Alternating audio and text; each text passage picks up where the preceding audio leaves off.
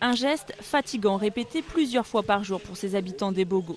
Ils sont plus de 1000 à vivre ici à quelques kilomètres seulement de Yaoundé, la capitale camerounaise. Et seulement 3 puits pour les approvisionner en eau, une eau même pas potable. Nous souffrons pour avoir de l'eau. Les gens quittent des centaines, des dizaines de kilomètres pour puiser de l'eau dans certaines puits auxquelles on a certaines maladies, le choléra et un peu de tout. Bon, on ne sait pas. À Yaoundé, les habitants sont un peu plus chanceux. La plupart des quartiers sont équipés d'arrivées d'eau fournies par la Société nationale des eaux.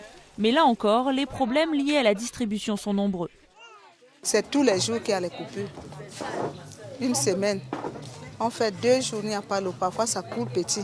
Parfois, tu vois, ça sort sale. Surtout comme c'est la saison sèche, c'est grave pour l'eau. La semaine dernière, tout le monde, les enfants malades, comme le bébé-ci, il a failli mourir la semaine dernière.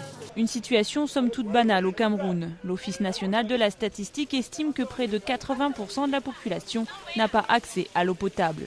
À Douala, première ville du pays avec officiellement 2 millions d'habitants, la situation est plus dramatique. De nombreux quartiers populaires sont sortis de terre de manière anarchique. Des épidémies de choléra ont tué plusieurs dizaines de personnes en 2003 et 2004. Moïse et Marilyn, 2 militants pour l'accès à l'eau, reviennent pour la première fois dans le quartier d'Akwa, où ils ont mené une grande campagne de sensibilisation auprès des habitants et des autorités il y a quelques années. Des enseignements qui ne sont plus suivis aujourd'hui. Vous avez un puits qui est apparemment bien construit avec une margelle, sauf que l'eau est à 1,5 mètre du niveau du sol et que vous avez à moins de 4 mètres une latrine. Or, le sol de Douala étant sableux, c'est évident que malgré la clarté de cette eau, elle n'est pas de bonne qualité.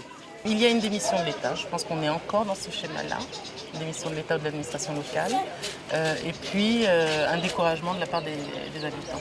Pour ces militants de la première heure, cette situation est d'autant plus absurde que le Cameroun dispose de larges ressources hydrauliques, mais des ressources fortement polluées, à la fois par la population et par les industries.